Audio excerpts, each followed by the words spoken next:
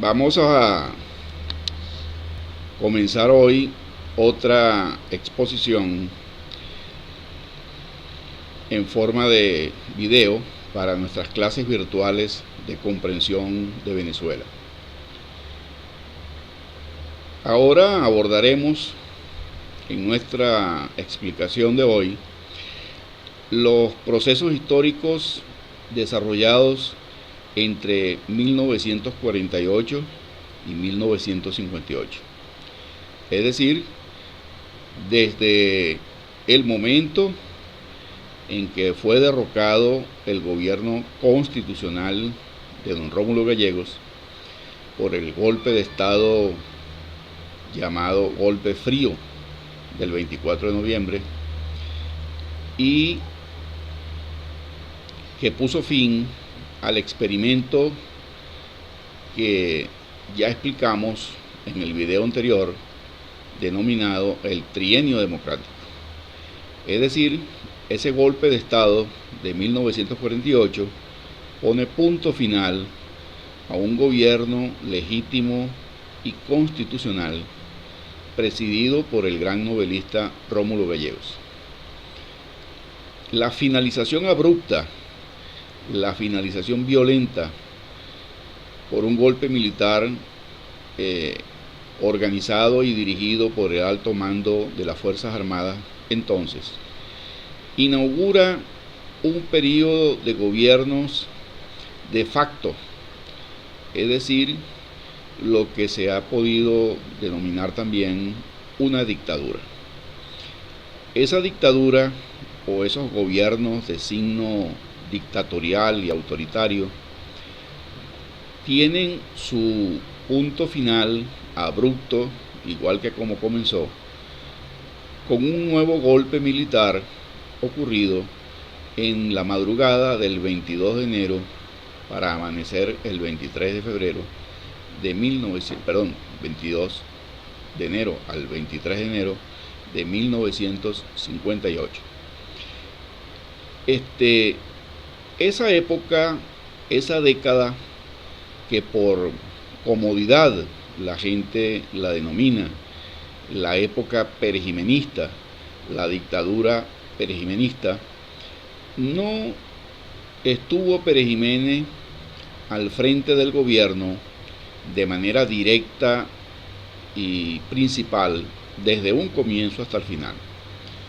Igual que en la época de Gómez se habla de 27 años de la tiranía gómezista, estos 10 años del 48 al 58, es decir, desde noviembre del 48 a enero del 58, no fue Pérez Jiménez siempre el presidente.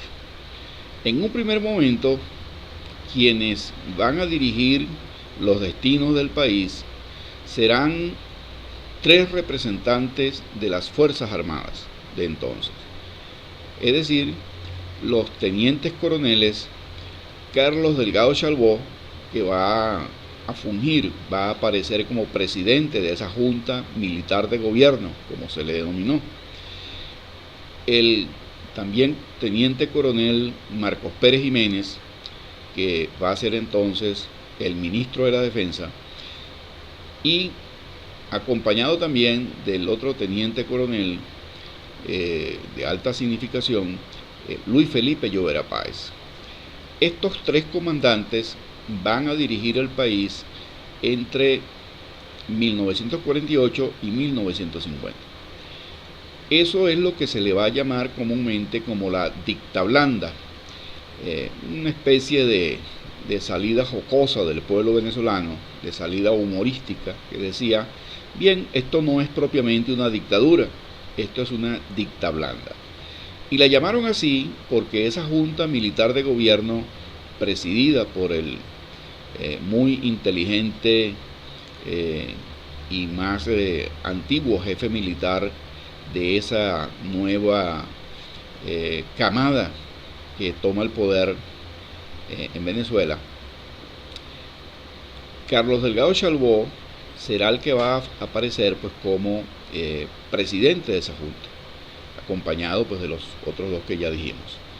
Pues el estilo de gobierno de esta junta va a ser bastante cauteloso, en el sentido de que solamente van a inhabilitar, a ilegalizar al Partido Acción Democrática. Van a hacer presos única y exclusivamente a la alta dirigencia de Acción Democrática, encabezada pues por Gallegos y otros altos jefes del gobierno. Rómulo Betancourt, por cierto, se salvó de la cárcel por irse a esconder a la clandestinidad, y de la clandestinidad fue a asilarse, a refugiarse en la Embajada de Colombia, y allí logró salir del país al exilio con un salvoconducto diplomático, es decir, en la condición de asilado político, es decir, que se salvó de la cárcel momentáneamente. Pero otros altos dirigentes, encabezados pues por el propio maestro Gallegos, no tuvieron esa oportunidad, simplemente fueron arrestados por poco tiempo y echados del país durante una década en el exilio. La mayoría de ellos va a ir a México, a Costa Rica, a Colombia, a los lugares habituales pues donde iban a refugiarse los dirigentes políticos caídos en desgracia. El resto de la dirigencia política, es decir, los dirigentes del partido COPEI, el Partido Social Cristiano COPEI, los dirigentes de Unión Republicana Democrática, URD, inclusive los dirigentes del Partido Comunista de Venezuela, no van a ser hechos presos, no van a ser aventados al exilio, se le va a respetar pues su libertad por lo menos hasta 1950.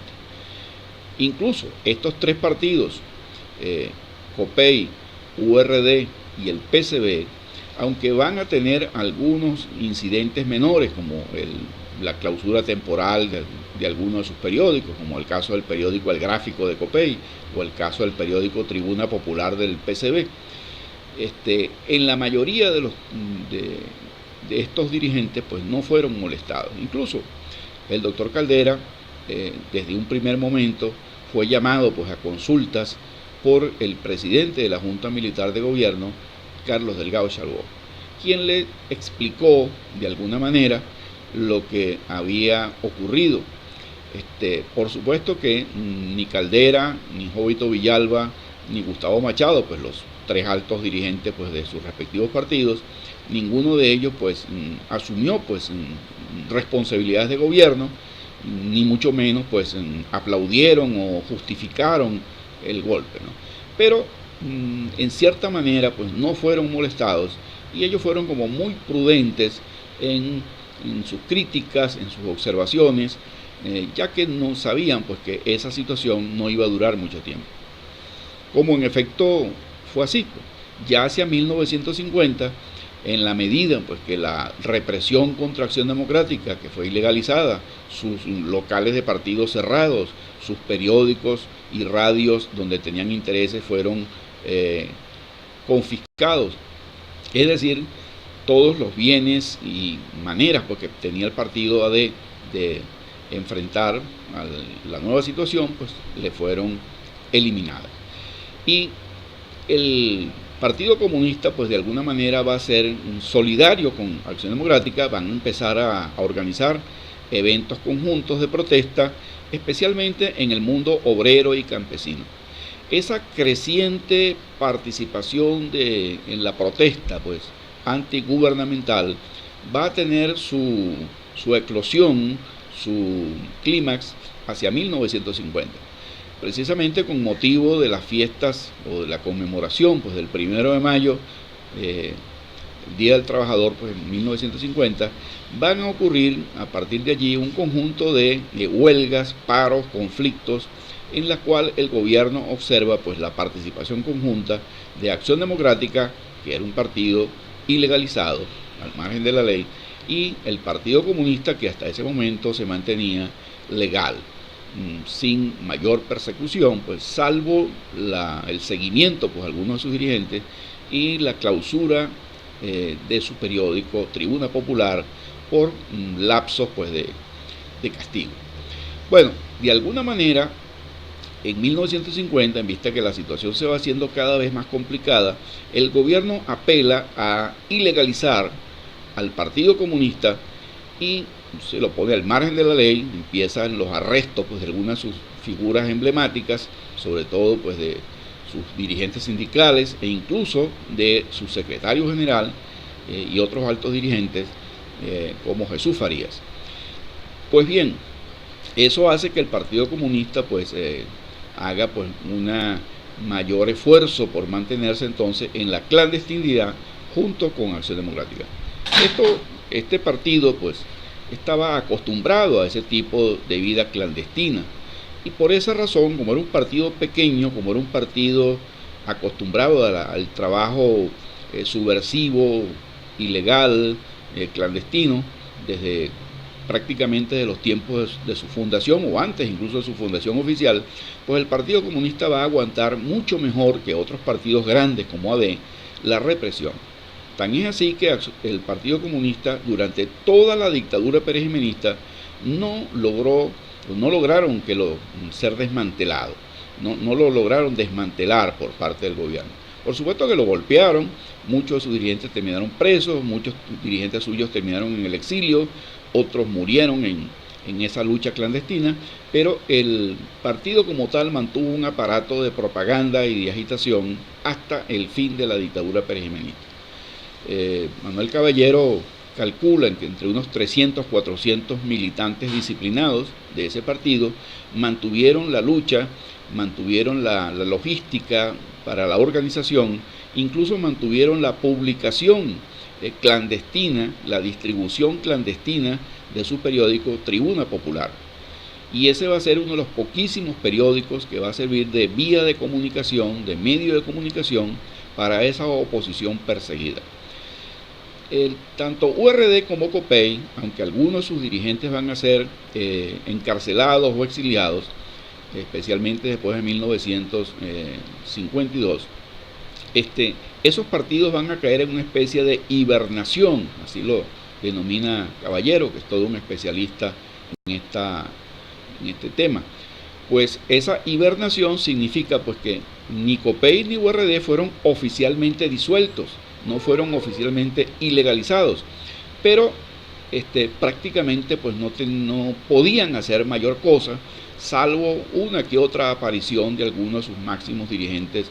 En el caso de COPEI, el doctor Rafael Caldera, en el caso de Jovito Villalba, hasta 1952, cuando prácticamente toda la alta dirección de URD, esa alta dirección de URD que participa en unas elecciones para una Asamblea Nacional Constituyente, cuando fueron a protestar pues lo que había ocurrido, un fraude masivo pues en esas elecciones, pues fueron arrestados y lanzados al exilio.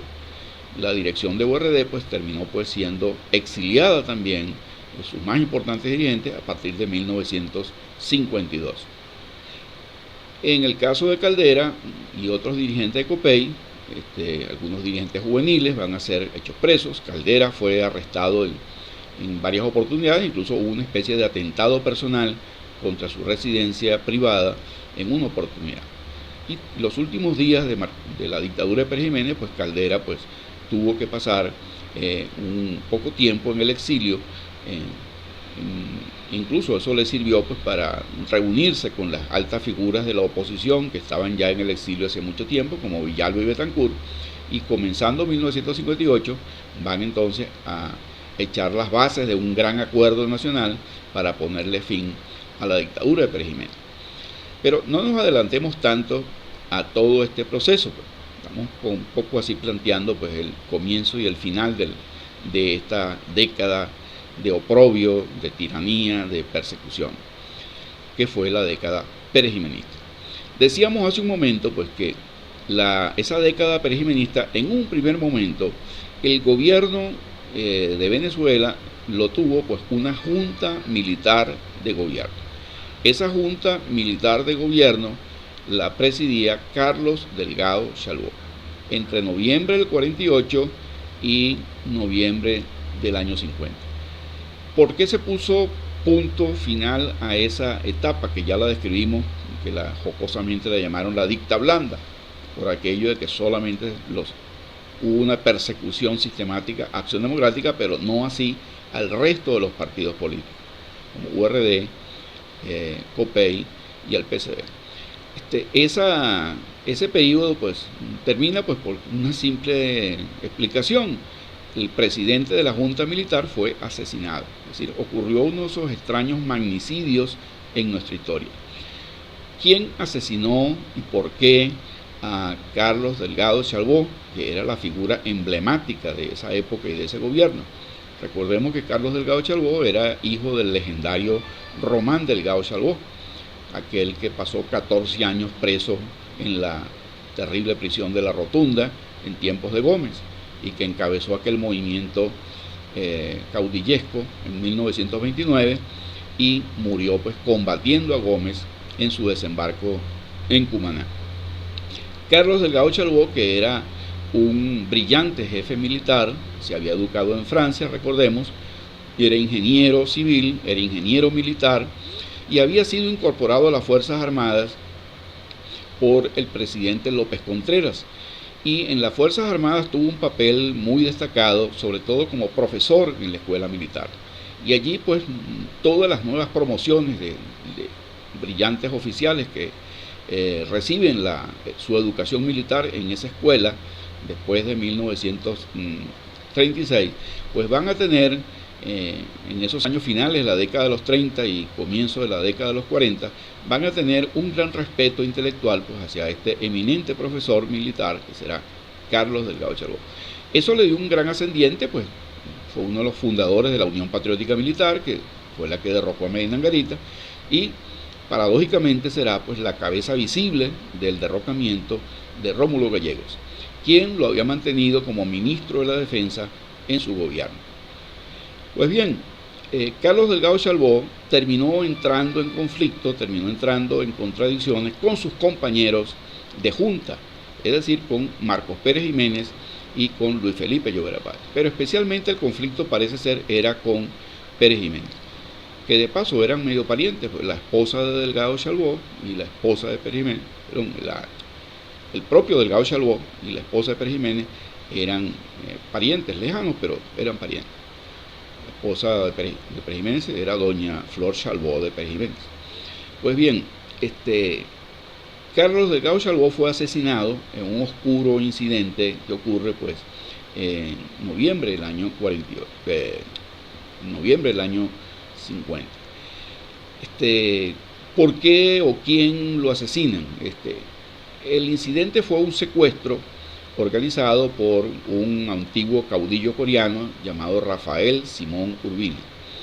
Rafael Simón Urbina parece ser que estaba en combinación con un civil, con un millonario que era su protector, don Antonio Aranguren, un hombre muy acaudalado, por cierto, había hecho su fortuna gracias a una concesión petrolera que tuvo en tiempos de Castro y Gómez. A pesar de eso, Antonio Aranguren terminó distanciado de Gómez y pasó un largo periodo en el exilio y precisamente desde esa época hizo amistad con Urbina y otros dirigentes de la oposición antigomecista. Este anciano era el dueño de una cuantiosa fortuna y aparecía como el propietario de una casa en la urbanización Las Mercedes. Precisamente ese hecho es lo que lo va a delatar. A esa casa, la Quinta Marixa, en la urbanización de Las Mercedes, que estaba en plena construcción, estaba bastante solitaria en esa época, pues allí llevaron al presidente de la Junta Militar secuestrado, Carlos Delgado Chalbaud. Y en medio del secuestro, Urbina fue herido accidentalmente por unos de los captores y en un forcejeo, luego que llegaron a la quinta esa de Las Mercedes, un forcejeo entre los secuestradores y Delgado Chalbaud. En ese forcejeo hubo disparos y producto de esos disparos Delgado murió. Bueno, fue llevado al hospital militar, pero ya estaba moribundo y allí falleció. Hay toda una polémica sobre quién realmente estaba detrás del crimen, porque por supuesto los ejecutores materiales, los asesinos, diríamos, directos, fueron capturados porque era un grupo de campesino traído de la sierra coreana por Urbina, y el propio Urbina pues fue capturado por la policía y el resto de los sicarios pues fue también capturado y pagaron una larga prisión y Urbina murió a consecuencia de las heridas que le causaron los policías que lo capturaron. En realidad pues La gran pregunta que se hizo todo el mundo entonces era quién estaba detrás de ese crimen. Y por supuesto las sospechas señalaban directamente a Pérez Jiménez, porque era el único que tenía una buena razón para deshacerse de Delgado Chalbaud. Se argumenta que Delgado tenía un plan político. El plan político era realizar lo antes posible unas elecciones para escoger pues, los representantes a una nueva Asamblea Nacional Constituyente. Asamblea Nacional Constituyente que una vez instalada iba a dar paso pues, a la promulgación de una nueva constitución y a unas elecciones generales, donde, por cierto, parece ser que Carlos Delgado Chalbaud tenía planes de presentarse pues, como candidato. No sin antes asumir la presidencia provisional, es decir, eliminar la Junta de Gobierno, presentarse, convertirse en presidente provisional y luego pues convertirse en presidente constitucional cuando esa cuando esa Asamblea Nacional Constituyente pues lo escogiera como presidente o en unas elecciones. Eso nunca se sabe porque eso no llegó a ocurrir. Lo que sí se sabía era que había una disparidad de criterios, es decir, había un enfrentamiento de opiniones dentro de la Junta. Es decir, Pérez Jiménez le parecía prematuro, precipitado, hacer ese proceso pues en apenas 2 años después de derrocar al régimen constitucional de Gallegos. Y los hechos de violencia del año 50, cuando tuvieron que ilegalizar pues, al Partido Comunista, eso parecía darle la razón a Pérez Jiménez de que todavía Acción Democrática y otros partidos podían complicar las cosas. A pesar de ese enfrentamiento de opiniones, pues se intentaba seguir adelante pues, con ese plan. Es decir, esa rivalidad política entre la ambición de Pérez Jiménez y la también legítima ambición pues, que tenía Carlos Delgado Chalbaud pues, por ser el verdadero presidente del país, pues ese choque pues, de opiniones llevó pues, a la conspiración. Si Pérez Jiménez fue o no fue culpable de ese asesinato, eso nunca lo determinaron las investigaciones de la época, porque aunque los jueces iniciaron esas investigaciones, nadie podía atreverse en ese momento a señalar públicamente o a llamar a Pérez Jiménez como testigo o tratar de alguna manera indiciarlo pues, en ese caso. La investigación se limitó pues, a capturar y enjuiciar y condenar a los ejecutores materiales. Pero la autoría intelectual sí la hubo por parte de Pérez Jiménez, pues eso quedó en la sombra. Y por esa razón, Pérez Jiménez sabía muy bien que si él asumía de inmediato la vacante, el vacío pues, que había dejado el asesinado presidente de la Junta, pues las sospechas aumentarían. Y fue esa la razón pues, por la cual ni él ni Llovera Páez pues, asumieron la presidencia de esa Junta Militar. Y más bien decidieron una solución política más inteligente, que fue llamar a un civil, el doctor Germán Suárez Flamerich, un antiguo profesor de Derecho pues, de la universidad, diputado, concejal, una figura pues, de aquellas civiles de la generación del 28, llamaron al doctor Germán Suárez Flamerich, que estaba al frente de una embajada en el Perú, de la embajada de Venezuela en el Perú, lo llamaron desde allí y por supuesto le asignaron el cargo de presidente de una junta de gobierno. Ahora no será una junta militar de gobierno, sino una junta de gobierno. Esa presidencia de un civil, como Suárez Flamerich, nos hace recordar a aquellos presidentes civiles de la época de Gómez, como José Gil Fortul, o Victorino Márquez Bustillo, o Juan Bautista Pérez. Fueron todos 3 eminentes juristas. Igualmente Suárez Flamerich era un civil, un eminente jurista y profesor universitario, pero igual que aquellos presidentes de la época de Gómez, tampoco esto va a tener ningún poder. Era una mera figura decorativa, burocrática, que servía únicamente pues, para llenar ese vacío, vamos a decir así, cuidar de las apariencias, pues de que no se dijera pues, que Pérez Jiménez ambicionaba la presidencia y por eso había hecho asesinar a su colega de junta, pues Suárez Flamerich va a gobernar a Venezuela como presidente, entre comillas, desde 1900, de noviembre del año 48, perdón, desde noviembre del año 50, pues, que es cuando asesinan pues, a Carlos Delgado Chalbó, y por supuesto 1952, cuando entonces se decide salir de él. Pérez Jiménez da un nuevo golpe desde el gobierno el 2 de diciembre de 1952, es decir, le anuncia al país que las Fuerzas Armadas, la Junta General pues, de las Fuerzas Armadas, formada pues, por los máximos jefes, los comandantes de las 4 fuerzas y el propio pues, ministro de la Defensa, pues, que era Pérez Jiménez, y Luis Felipe Llovera Páez, ellos, ese alto mando de las Fuerzas Armadas, pues le anuncia a los venezolanos que han decidido pues disolver la Junta de Gobierno, es decir, prescindir pues ya de los servicios del doctor Suárez Flamerich, y entonces Pérez Jiménez aparece pues el 2 de diciembre del año 52 como presidente provisional de Venezuela. Presidencia provisional que va a ser la antesala de su próxima presidencia constitucional, que va a empezar pues unos meses después, en 1953, y que va a durar esa presidencia, entre comillas, constitucional del año 53 al año 57.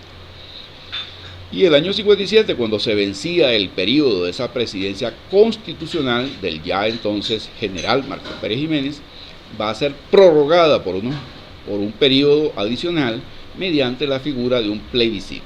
Ya más adelante hablaremos de eso.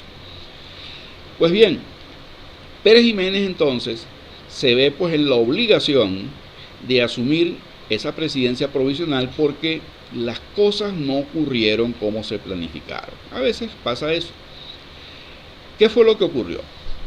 Pues bien, Pérez Jiménez había accedido ya en 1952 a cumplir con aquello que había sido el plan original, pues el plan político, es decir, que era convocar a los venezolanos a unas elecciones para escoger una Asamblea Nacional Constituyente.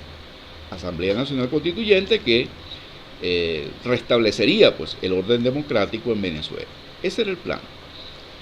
Es decir, abandonar pues, ese periodo pues, de gobierno de facto pues, que venía ocurriendo pues, desde el año 48. Esas elecciones se hicieron con la salvedad de que quedaban excluidos en el decreto de convocatoria los partidos ilegales o inhabilitados, que eran Acción Democrática y el Partido Comunista. Pero se iba a permitir, se iba a oficializar pues, la participación de Unión Republicana Democrática, es decir, de URD, y del Partido Social Cristiano Copey. Esos dos partidos, que estaban pues legales todavía, sí van a poder entonces hacer su campaña electoral con muchas dificultades, en medio de muchas persecuciones al resto de los partidos, en medio del miedo, en medio de la censura de prensa. Es decir, va a ser una campaña electoral no muy fácil que digamos, pero esos dos partidos, tanto Copey como URD, pues presentan sus candidatos, hacen mitines, recorren el país, hacen cuestionamientos sin que la prensa pudiera publicar mucho al respecto, pero hacen la campaña electoral. Aprovechan ese resquicio de libertad, aprovechan esa oportunidad, no caen en la actitud abstencionista en que plantean otros partidos. Por ejemplo, Acción Democrática desde el exilio anuncia pues que va a hacer una especie de boicot, de abstención ante esa campaña, que considera pues que es un mero fraude, que es un truco pues de parte del gobierno pues para legitimarse, y que Acción Democrática llama a la abstención. No así el Partido Comunista. El Partido Comunista, a pesar de todas las dificultades, señala pues que no importa, que van a aprovechar esos resquicios democráticos y van a hacer campaña y van a ayudar pues a los militantes de URD que lo veían con mayor simpatía.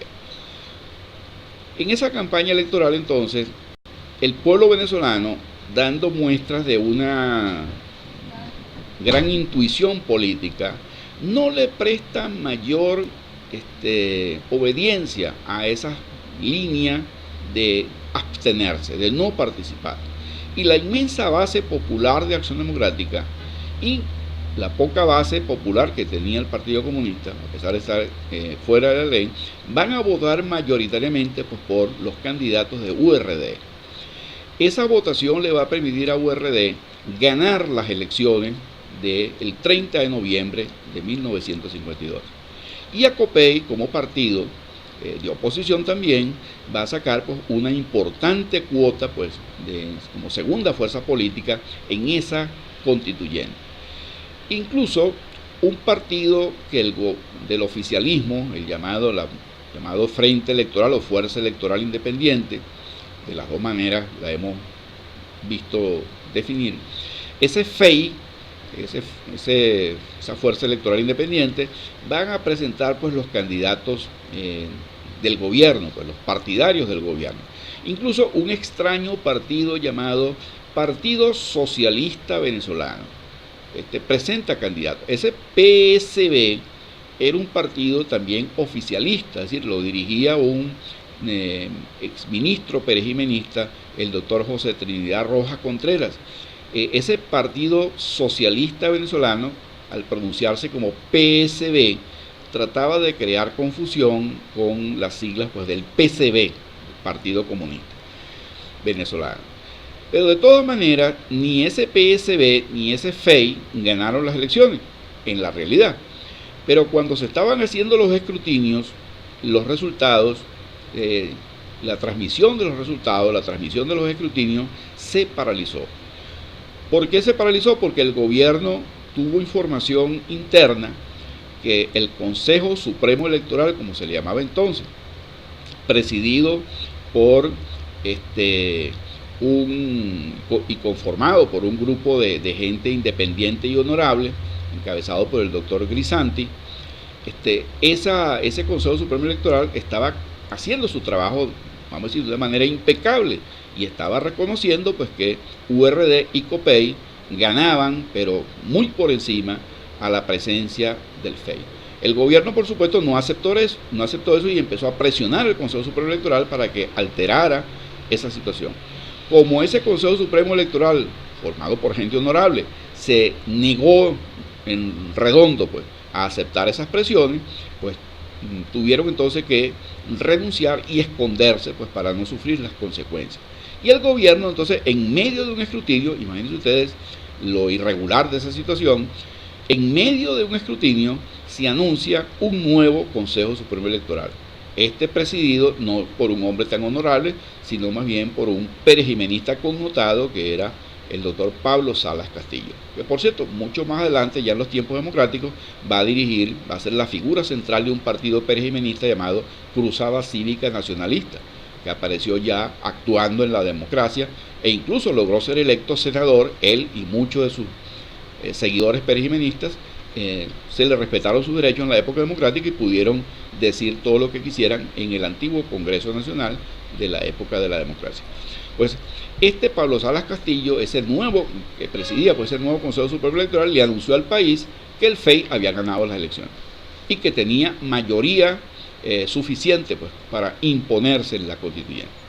Pero no contento con eso, con esa mayoría fraudulenta, pues espuria, que consiguió el gobierno de esa manera, ellos obligaron a muchos militantes temerosos de COPEI y de URD a asistir, aunque oficialmente tanto COPEI como URD se negaban a asistir. Pero entonces convocaron a los suplentes últimos de la lista para que por la presión, el chantaje y el miedo asistieran a hacer el quórum y a prestar sus nombres para instalar la asamblea, promulgar una nueva constitución nacional, que fue la constitución de 1953, y con esa constitución pues, le dieron legalidad constitucional al gobierno de Pérez Jiménez. Pues bien, a raíz de esa represión, pues de ese fraude electoral del 52, pues entonces arrecia la represión contra COPEI y contra URD, pero no son puestos al margen de la ley, curiosamente, porque el gobierno consideró prudente más bien mantenerlos bajo esa figura extraña, pues de bloquearle el acceso a los medios de comunicación, censurarlo en todas las noticias, convertirlos en una especie de no personas, porque muchos de ellos en realidad van a tener que ir al exilio. Algunos militantes y dirigentes de URD terminan presos, sobre todo las figuras juveniles terminan presos porque participan en protestas universitarias, en protestas sindicales, y por esa razón pues van a sufrir las consecuencias. Pero oficialmente, repito, pues no fueron ilegalizados, pero mantenidos en una situación un tanto pues ambigua, ¿no?, desde el punto de vista jurídico. Esa constituyente promulga una nueva constitución que era obviamente mucho menos democrática que la constitución de 1947. Pero no se atrevieron a echar por tierra pues los principios generales de esa constitución, como eran por ejemplo la elección universal, directa y secreta de los poderes públicos, la estructura de separación de poderes. Es decir, la parte estructural de la constitución se mantuvo, pero esa constitución va a ser letra muerta, porque establecieron en esa constitución un conjunto de disposiciones transitorias. La más importante de ellas era la que estableció esa disposición transitoria, esa especie de coletilla peligrosa que tienen todas las constituciones. En esa disposición transitoria se estableció que por esta vez no se harían las elecciones universales, directas y secretas para escoger el presidente de la República y el resto de los poderes públicos.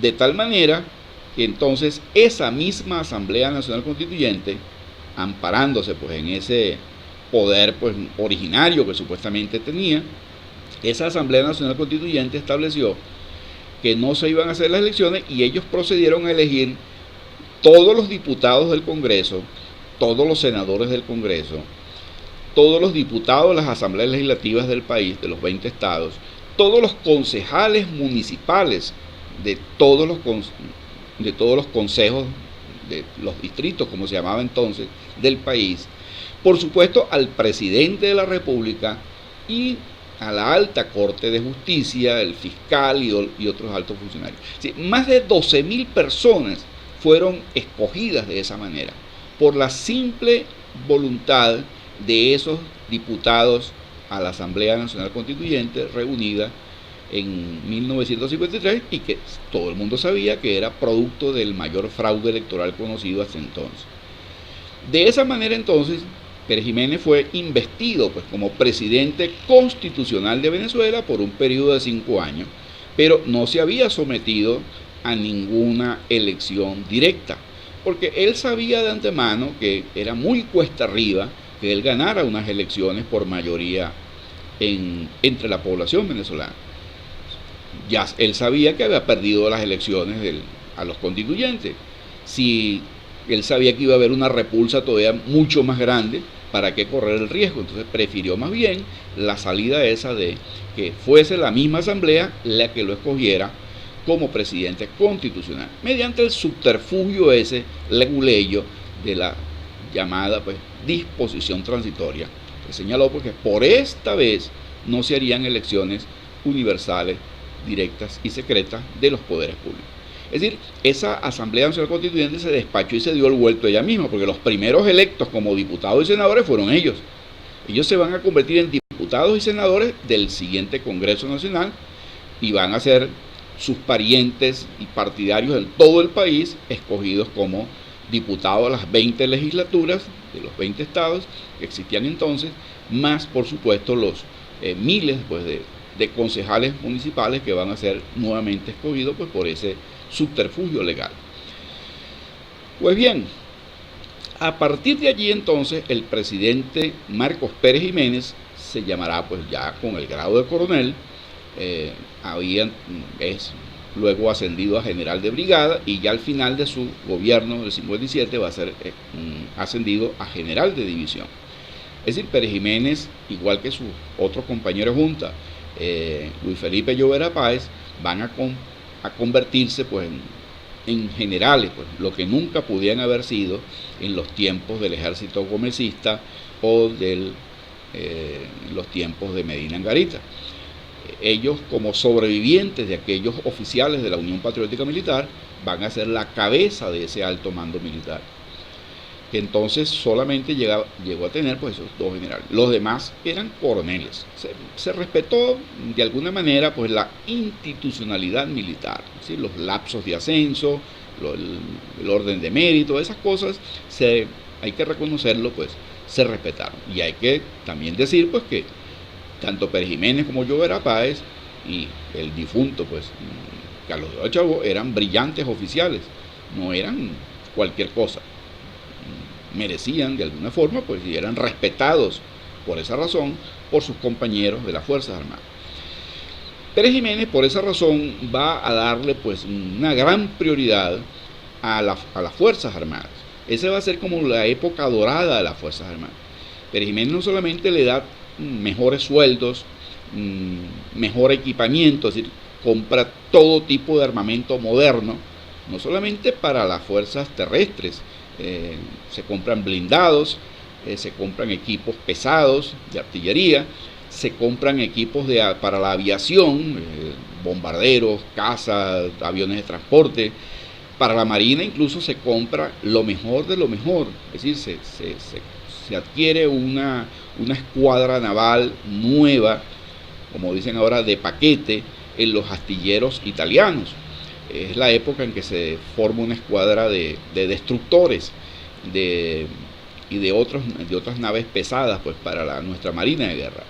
Y por supuesto se equipa muy bien a todo lo que es el componente pues, humano, uniformes, mejores cuarteles, se inaugura y se crea el llamado Círculo Militar en Caracas, un centro recreacional pues, de primera pues, para los militares, y a su lado se construye pues, la sede pues, de las escuelas militares, del Ministerio de la Defensa y el gran Paseo Los Próceres, junto con cuarteles y otras instalaciones pues, en todo el país. Junto con ese equipamiento físico, material pues, de las Fuerzas Armadas y la mejoría pues, en su dotación pues, de uniformes, de armamento, de sueldos, de salario, de actividad recreativa, pues Pérez Jiménez va a insuflarle pues, un gran orgullo patriótico a esas Fuerzas Armadas, convirtiendo las Fuerzas Armadas en una especie de objeto de culto por parte de la población, cuando hacía que la población desfilara cada año en la llamada Semana de la Patria, una especie de fiesta nacionalista en honor pues, a las Fuerzas Armadas, los próceres de nuestra independencia, y por supuesto eso se convertía en una autocelebración para el gobierno nacional, presidido por Pérez Jiménez, porque él era el que presidía todos esos desfiles patrióticos en Venezuela. Se inauguraron cientos de plazas y otros tipos de lugares con nombres aborígenes, por ejemplo. No solamente van a haber plazas en Caracas y en las principales capitales de estado, sino que se va a construir una red de hoteles y balnearios con nombres de caciques indígenas. Aparecen pues los famosos sitios turísticos como Tamanaco, Naiguatá, Macuto, es decir, todos esos nombres aborígenes van a ser convertidos pues, en emblemáticos, incluso también de los nombres de los cuarteles militares, que todos van a ser equipados y modernizados, mejorados pues, para disfrute de las Fuerzas Armadas. Si algo hizo, pues, y algo le dio prioridad, pues, número uno, de gasto, Pérez Jiménez fue precisamente el gasto en las Fuerzas Armadas y en el sector también de seguridad, a crear un aparato policial de primera, encabezado por la llamada Seguridad Nacional, que tenía una sección de criminalística pues, para combatir el delito común y tenía una sección para controlar y castigar los delitos políticos. Hay que decir que era una policía muy eficiente, tenebrosamente eficiente, persiguiendo, torturando e incluso asesinando gente. Esa policía la dirigía el eficiente policía llamado Pedro Estrada, que llegó a ser temido por civiles y militares. Bueno, Pérez Jiménez va a tener también otra prioridad, el gasto en infraestructura, en la transformación material, como él la llamaba. Una de las banderas de lo que él llamó el nuevo ideal nacional era la transformación del medio físico. Y para ello, pues, se lanzó un plan de construcción de vialidad, grandes autopistas, como la autopista Caracas-La Guaira, por ejemplo, que va a ser en su momento una obra de infraestructura que decían que solamente era equivalente al Canal de Panamá en América Latina. Junto con la autopista Caracas-La Guaira, con sus túneles y viaductos, va a inaugurarse una autopista también de Tejerías hasta Valencia. Y una carretera panamericana que iba en tiempos de Pérez Jiménez de Caracas a Tejerías y luego continuaba pues desde Valencia hasta la frontera con Colombia. Una carretera asfaltada, pavimentada, que cumplía la meta que se habían fijado las naciones de América Latina de una carretera que iba a ir supuestamente desde el extremo norte al extremo sur del continente americano. Y Venezuela fue uno de los pocos países que cumplió con esa meta. Por supuesto, el otro era los Estados Unidos, que tenía la principal red de carreteras en el mundo tal vez.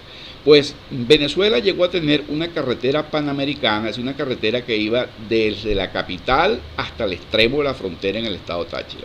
Es decir, y luego de esa carretera panamericana salían troncales o vías principales también asfaltadas hacia oriente, hacia occidente, hacia distintos lugares. Esa vialidad, pues, a la que Pérez Jiménez le dio una altísima prioridad, va a ser complementada con la construcción de modernos aeropuertos en las principales zonas del país, de terminales marítimos, de avenidas urbanas importantes. Por ejemplo, en Caracas se hace la Gran Avenida Bolívar, la Avenida de las Fuerzas Armadas, la Avenida San Martín, la Avenida Sucre, la Avenida Nueva Granada, la Avenida Urdaneta, la Avenida Francisco de Miranda. Es decir, toda esa red de avenidas en Caracas y otras ciudades van a modernizar la estructura urbana.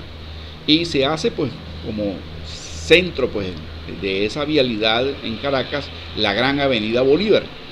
Incluso se empiezan los estudios y se echan se dan los primeros pasos para construir la llamada Autopista del Este, aunque no se terminó en esa época. Se construye junto con esa red de las grandes avenidas como la Avenida Bolívar una estructura monumental, las llamadas torres del Centro Simón Bolívar, donde terminaba pues la Avenida Bolívar. Y junto con esas torres del Centro Simón Bolívar se van a construir también la sede de cuarteles, de oficinas, de ministerios, e incluso grandes conjuntos de viviendas populares, como va a ser la famosa urbanización 2 de diciembre en el oeste de Caracas. Esa urbanización 2 de diciembre, todas las cosas se inauguraban o se llamaban 2 de diciembre porque era una fecha emblemática pues, del movimiento perijimenista, de su gobierno. Esa urbanización es lo que hoy día se conoce como urbanización 23 de enero o sector del 23 de enero, formado por un gran conjunto de bloques de apartamentos o de superbloques de apartamentos que van a convertir pues a Caracas pues en una de las áreas pues con mayor cantidad de vivienda social. También en otras principales regiones del país se van a construir urbanizaciones populares, no tan grandes como la del 23 de enero, pero sí también muy importantes. Pues junto con la vialidad, los aeropuertos, los puertos, el paseo Los Próceres, los grandes edificios administrativos como las torres del Centro Simón Bolívar, se culminan las obras ya iniciadas desde los tiempos de Medina de la llamada Ciudad Universitaria de Caracas, la sede pues, de la actual Universidad Central. Esa bellísima ciudad universitaria la inaugura Pérez Jiménez y, por cierto, su aula magna, su bellísima aula magna, va a ser la sede, inaugurando su gobierno, de la famosa reunión interamericana de cancilleres, en la cual pues Pérez Jiménez va a ser de anfitrión, por supuesto con la universidad cerrada, clausurada por las protestas de estudiantes y profesores.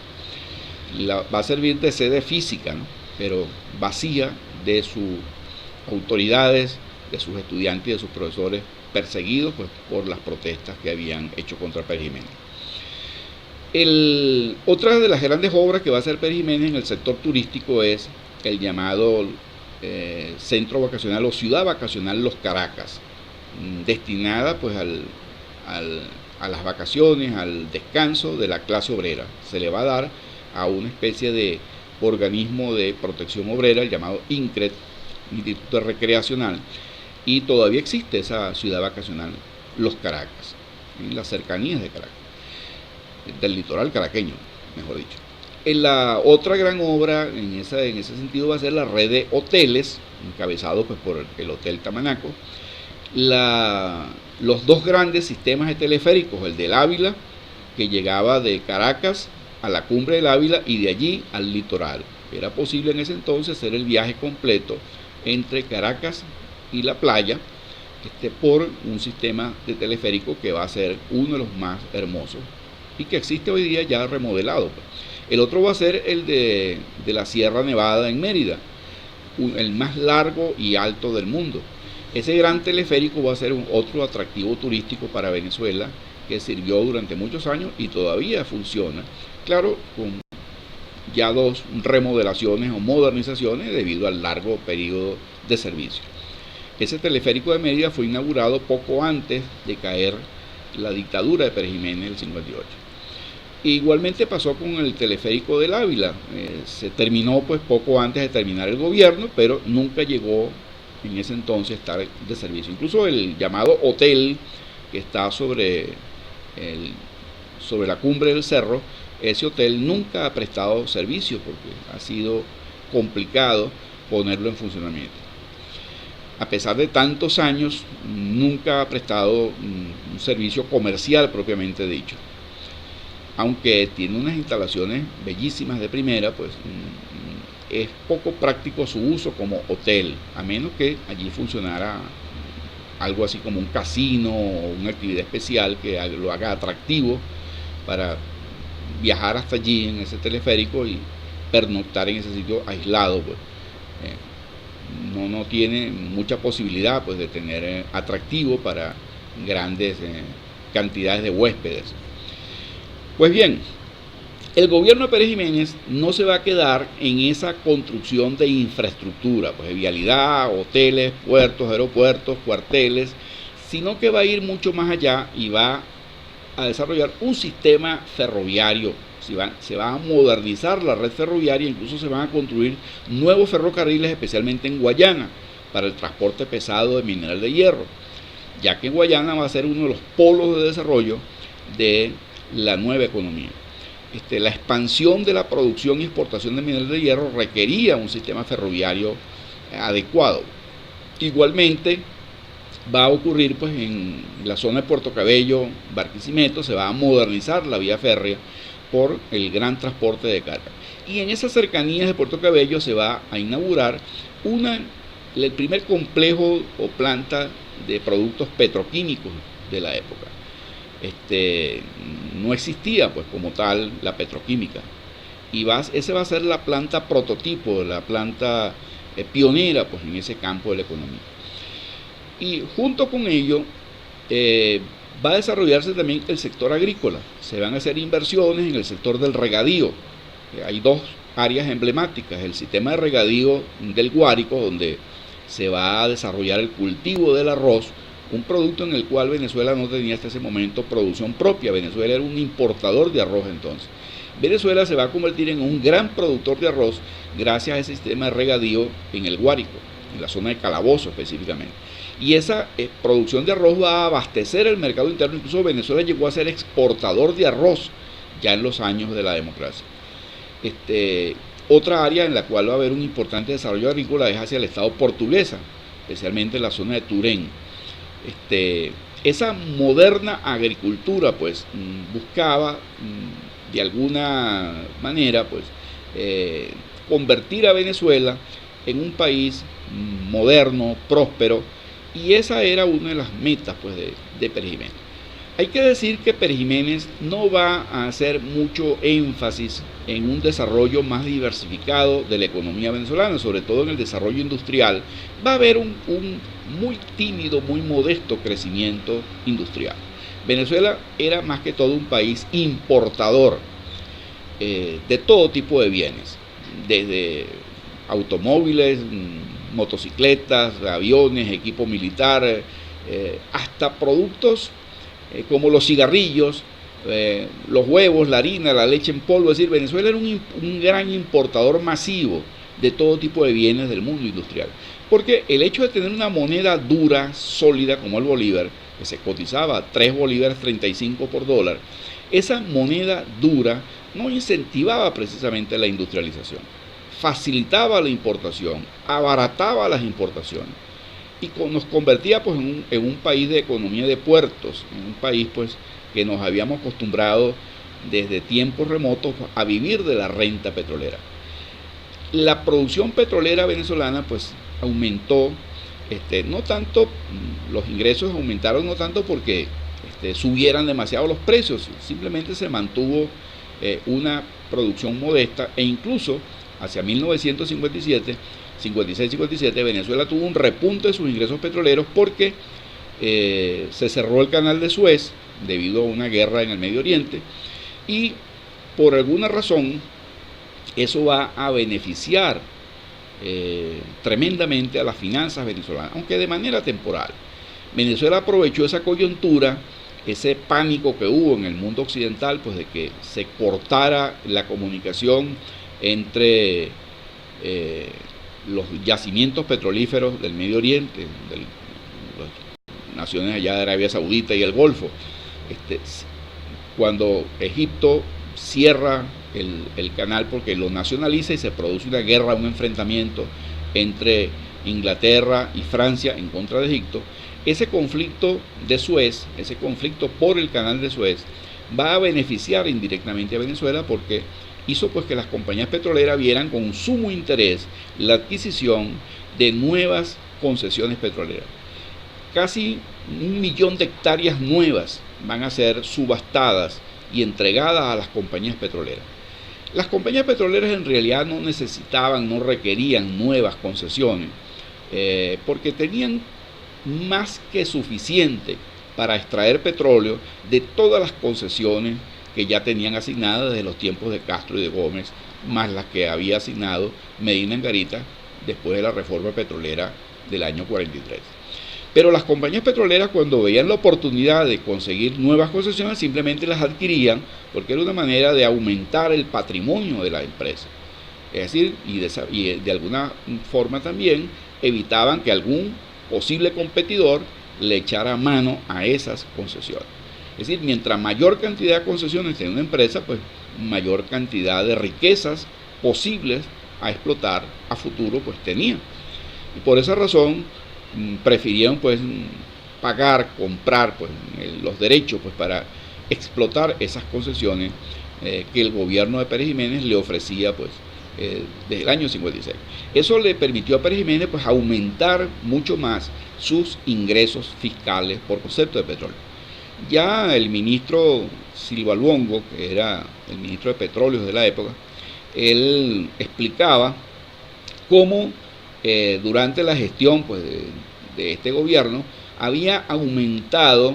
se había aumentado significativamente los ingresos fiscales, a pesar de que Venezuela pues para entonces era un importante productor mundial y un importante exportador mundial, pero esa producción no sobrepasaba más allá del 1 millón de barriles y los precios del petróleo no sobrepasaban los $2 por barril, estaban $1 y pico, pero a pesar de eso, unos ingresos de 5.000 millones de bolívares entonces, es decir, ingresos pues de $1 millardo, más de $1 millardo, eso era un ingreso muy superior a todo lo que los gobiernos anteriores habían podido disfrutar.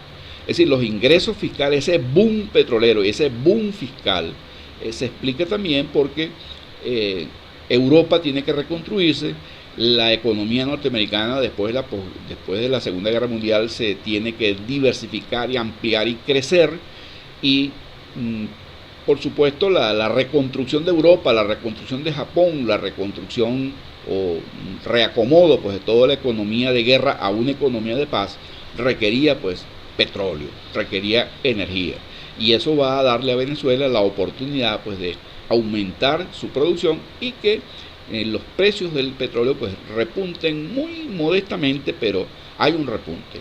Y eso es lo que entonces le da pues al gobierno de Venezuela un importante aumento pues de su ingreso fiscal, mayormente producido pues por la exportación y de petróleo a su cliente principal, pues que eran los Estados Unidos y las naciones de Europa Occidental, pues en pleno proceso de reconstrucción económica después de la Segunda Guerra Mundial.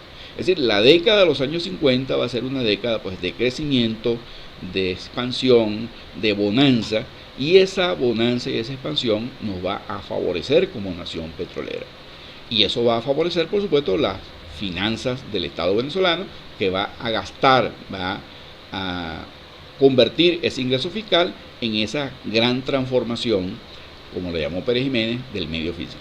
Entonces, Pérez Jiménez no es que fuera un mago de las finanzas, ni mucho menos, simplemente tuvo una época de prosperidad, de buena situación para el fisco nacional. Y esa buena situación la aprovecha pues para la expansión de la construcción de carreteras, edificios, infraestructura, e incluso pues desarrollarse sectores pues nuevos de la economía como el regadío agrícola, la minería de hierro, bajo inversión extranjera por supuesto, y el caso pues de la petroquímica. Esto en líneas generales pues podríamos decir es lo más importante que se pueda argumentar pues sobre esta década perejimenista en una primera fase. Luego pues vamos a hacer otros comentarios en un nuevo video para no hacer tan pesado pues esta conversación. Estas primeras aproximaciones que hemos hecho pues del periodo de la década perejimenista, luego vamos a analizar algunos otros aspectos ya más puntuales, sobre todo de la parte final, cuando esta dictadura perejimenista empieza a vérsele las costuras, empiezan a verse ya el colapso posible y su fin pues bajo pues una creciente resistencia de la oposición, tanto civil como religiosa, económica y militar. Pero ya eso lo vamos a dejar pues para otra conversación.